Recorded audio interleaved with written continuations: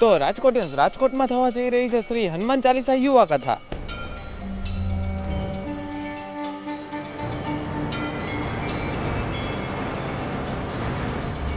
તો આપ જે મારી પાછળ મંદિર જોવો છો અને એની ઉપર જે ધ્વજ લહેરાય છે તે સારંગપુર ધામમાંથી અહીંયા અષ્ટભંજન દેવના મંદિરમાં જે ધ્વજ હતા એ ધ્વજ અહીંયા સ્થાપન કરવામાં આવ્યું છે.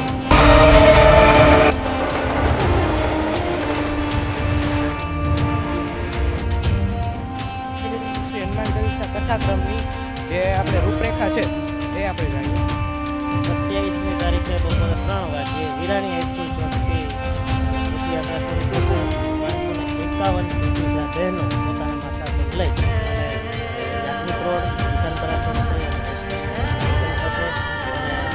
27મીથી કથાનો શુભારંભ થશે.